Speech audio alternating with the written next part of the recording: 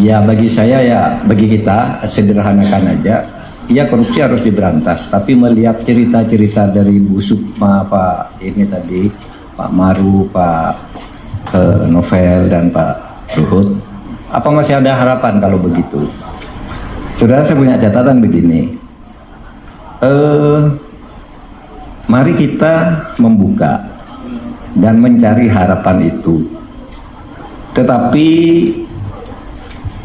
bukan lagi berteori. Ketika pertanyaan seperti ini muncul di tahun 2016, pertanyaan itu muncul dari forum kuliah program S3 di Undip. Saya sedang ngajar, Pak, apa masih bisa kita nih korupsi? Teori apa yang bisa dipakai untuk memberantas korupsi di Indonesia? Ini sudah tahun 2016, reformasi tahun 98. Korupsi makin marak itu 2016. Teori apa yang bisa dipakai? Saya bilang waktu itu, teorinya udah habis. Saya tulis itu, kemudian di Harian Kompas, sudah habis teorinya. Sudah habis teori di gudang. Karena apa? Ketika kita reformasi, mari semua perbaiki.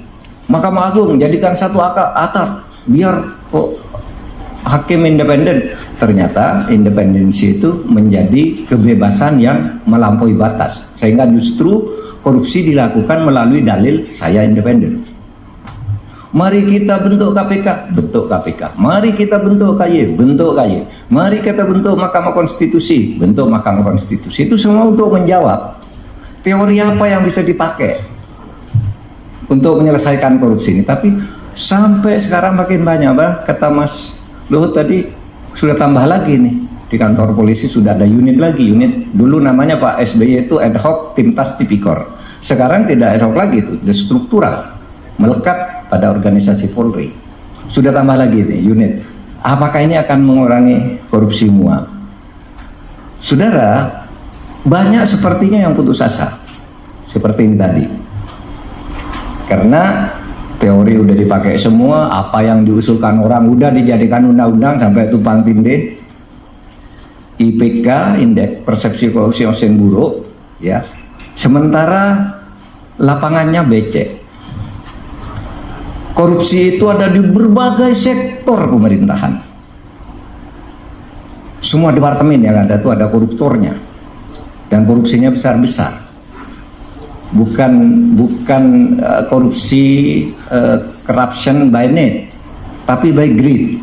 Sehingga saya katakan itu korupsi itu bukan karena hakim gajinya kecil tuh, karena yang korupsi itu gajinya yang besar-besar, gitu. Dan itu merajalela di mana-mana. Yang kedua, mafianya kuat. Diskusi saya kemarin di Jogja, mafia peradilan itu, mafia hukum itu ada backupnya dari aparat dan lembaga-lembaga negara.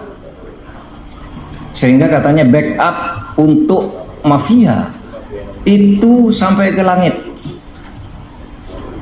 Hanya presiden yang bisa mengatasi ini kalau mau. Kalau percayakan ke lembaga lain nggak kuat. Hanya presiden yang bisa. Kemudian mafianya terorganisir, ya,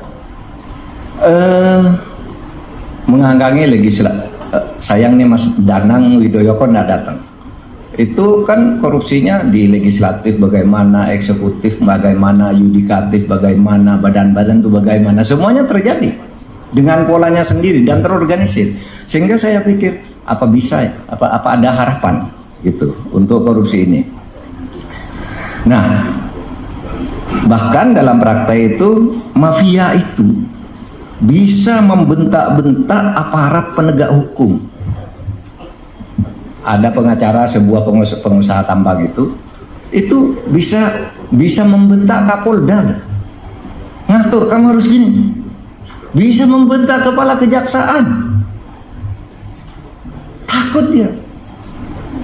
Bahkan mafia itu dulu di zaman Orde Baru itu kan ada pesan, kalau ada kasus gitu saya pesan perkara ke polisi, tolong dong penyidiknya ini nanti pakai pasal ini. Sesudah selesai pesan ke kejaksaan, jaksaannya ini tuntutannya ini, nanti hakimnya pun dipesan diatur. Nah, saudara, itu kita lihat di zaman Orde Baru jorok sekali. Sekarang itu ada banyak, dan justru masih yang kuat. Bukan lagi mendikte aparat penegak hukum, tapi sudah merambah ke legislatif, ke eksekutif. Jabatan-jabatan penting sudah dibeli, dipesan. Ini dipesan. Di belakangnya mafia. Nah, saudara, kalau orang mau berbuat baik di sebuah daerah, didatangi ke mafia, diancam. Kalau kamu tidak mau, awas kamu. Dia bisa telepon tiba-tiba dari Jakarta untuk menuruti maunya orang yang mafia itu. Atau seperti pengalaman saya, ada mafia didatangi ke sana. Ketika belum diperiksa, Pak, ini udah selesai, sudah dilimpahkan ke pengadilan, Bapak tidak boleh ikut campur lagi. Kalau Bapak tidak percaya, ini nanti di pengadilan aja. Hakimnya juga sudah dikondisikan. Sehingga banyak sekali kasus yang saya tangani itu, ada beberapa misalnya perusahaan-perusahaan besar, tiba-tiba sahamnya beralih ke orang lain. Pemiliknya beralih. Dan itu bisa, yang mengalihkan itu bisa buka di Kemenkumham. Sesudah di Kemenkumham, saya tidak pernah ngubah, kok bisa berubah. Ini sudah, dia tidak bisa buka lagi. Passwordnya sudah lain untuk masuk ke sistem itu. Hilang, malah orangnya masuk penjara. Orang yang sahamnya, perusahaannya dirampas oleh seseorang itu, lapor, malah dia yang dipenjarakan. Gitu itu gilanya. Sehingga saya bilang, gimana ya? Bahkan juga bisa aparat itu dikriminalisasi. Ada yang bilang misalnya seperti kayak Tom Lembong itu dikriminalisasi, meskipun saya tidak berkesimpulan. Tapi contoh bahwa orang sekarang udah punya pikiran begitu. Dulu masih ingat Pak Susno Aji, Pak Susno Duaji. Itu dulu kan menjadi tokoh peperangan cicak dan buaya. Polisi lawan KPK. Pokoknya KPK mau dihabisi, tiba-tiba polisi kalah karena MK memutus komisioner KPK itu tidak boleh diberhentikan kalau hanya menjadi tersangka. Kemudian gagal menjadikan Bibit Samad dan Chandra itu sebagai tersangka, dan KPK terus jalan. Apa yang terjadi sudah itu? Susno dihujat banyak orang. Termasuk oleh institutnya sendiri. Dianggap Susno yang bikin gara-gara. Akhirnya Susno merasa tidak dibela, dia yang dikriminalisasi. Karena Susno bilang, kok saya yang dituduh biang korupsi? Mafia korupsi yang terbesar itu ruang kerjanya ada di sebelah kantor Kapolri. Itu Susno kan waktu itu. Namanya Johan. Johan itu kakaknya ini Johan. Karena Susno dikeroyok rame-rame oleh polisi, padahal dia bekerja untuk polisi. Lalu Susno bilang, itu kok saya yang disuruh mafia? Biang mafianya yang terbesar itu ada di sebelah kantor Kapolri, ruang kerjanya. Yang ngatur-ngatur perkara ini dia. Nah, Kapolri ribut, Polri ribut. Akhirnya apa? Susno dikriminalisasi. Susno itu korupsi dana pemilu ketika menjadi Kapolda Jawa Barat. Susno bilang, lu saya tidak korupsi, itu hibah dari Pemda untuk pengamanan pemilu. Jawab saja di pengadilan nanti. Suruh jawab di pengadilan. Itu yang dikatakan Susno dulu kepada KPK. Kalau memang Hamzah dan Chandra, Bibit dan Chandra tidak korupsi, nanti terangkan di pengadilan aja lah, kami punya bukti. Nah sekarang itu dibalik, diberlakukan oleh polisi kepada Susno. Jawab di pengadilan nanti. Nggak bisa jawab, Susno tetap ditangkap oleh anak buahnya, masuk penjara. Saudara, saya sering katakan, sekarang ini kita mau baik, mau bertobat saja susah. Mau bertobat saja susah. Orang salah ingin baik, nggak bisa, dia udah tersandra.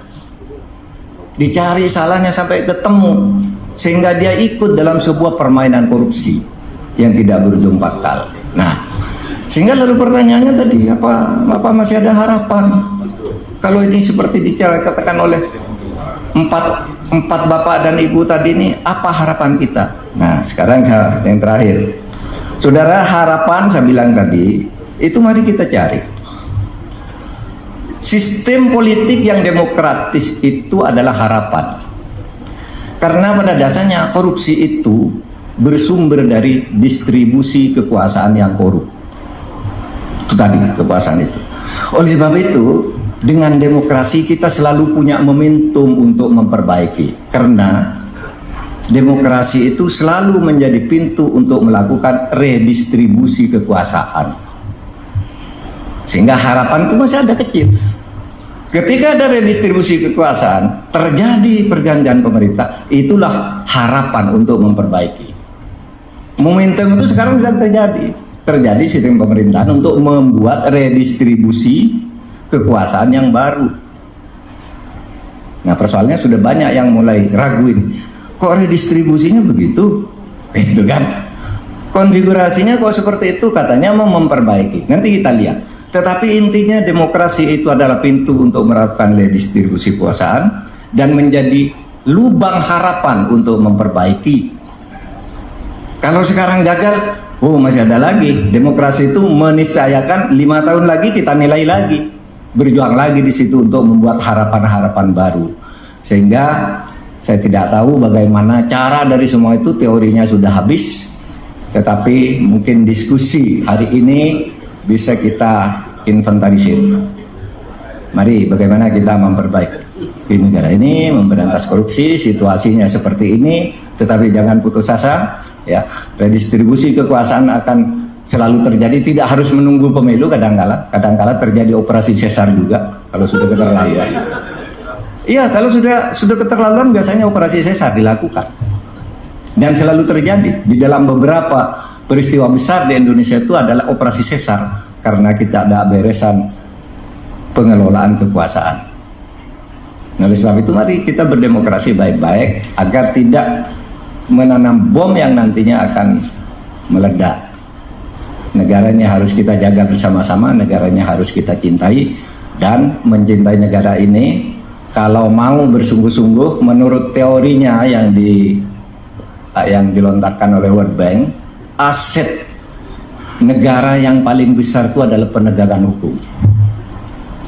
Aset negara dari aspek penegakan hukum itu 44% kata Bank Dunia.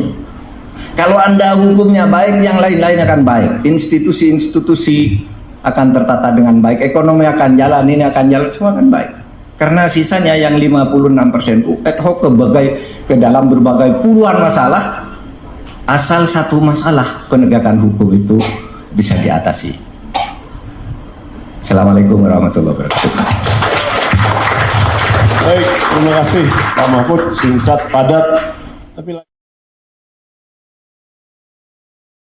Terima kasih Venko Laut Channel mengabarkan.